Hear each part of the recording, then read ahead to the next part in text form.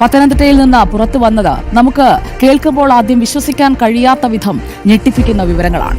13 വയസ്സ് മുതൽ നമ്മുടെയൊക്കെ മകളുടെ പ്രായമേ ഉള്ളൂ ഒരു പെൺകുട്ടി ക്രൂരമായ പീഡനത്തിന്, ലൈംഗിക ചൂഷണത്തിന് ഇരയാവുകയാണ്. ലൈംഗിക ബന്ധം എന്താണ് എന്നതിനെക്കുറിച്ച് പോലും അറിയാത്ത പ്രായത്തിൽ ഒരു കുഞ്ഞിനെ തുടർച്ചയായി പീഡിപ്പിക്കുകയാണ്. 4 വർഷം 64 പേരാൽ ആ കുഞ്ഞ് പീഡിപ്പിക്കപ്പെടുകയാണ്. ഇതുപോലെ ഒരു കൊടിയ പീഡനത്തിന്റെ ഒരു പോക്സോ കേസിന്റെ വാർത്ത നമ്മൾ അധികം കേട്ടിട്ടുമില്ല. കേരളത്തെ പിടിച്ചുലച്ച സൂര്യനെല്ലി പെൺവാണിഭ കേസിനേക്കാൾ കൂടുതലാണ് പത്തനംതിട്ട പീഡന കേസിലെ പ്രതികളുടെ എണ്ണം. ആദ്യമായി പീഡനത്തിനിരയാകുമ്പോൾ പെൺകുട്ടിക്ക് പ്രായം കേവലം 13 വയസ്സ് മാത്രം. കാമുകവേഷം കിട്ടി ആദ്യം പീഡിപ്പിച്ചത് നാട്ടുകാരനായ സുബിൻ. പീഡനത്തിനിടെ പെൺകുട്ടിയുടെ നഗ്ന വീഡിയോ ഇയാൾ പകർത്തി.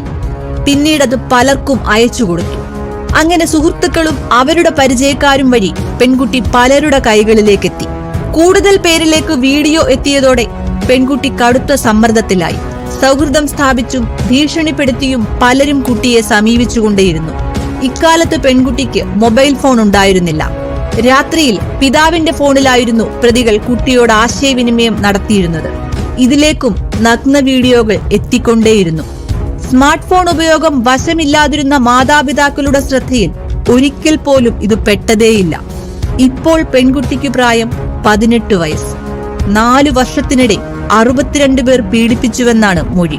പ്രായപൂർത്തിയാകാത്ത വിദ്യാർത്ഥി മുതൽ ക്രിമിനൽ കേസുകളിലെ പ്രതികൾ വരെ നീളുന്നതാണ് ആ പട്ടിക. അറസ്റ്റിലായ പ്രതികളിൽ 4 പേർ ഒരു ദിവസം തന്നെ മാറി മാറി പീഡിപ്പിച്ചു.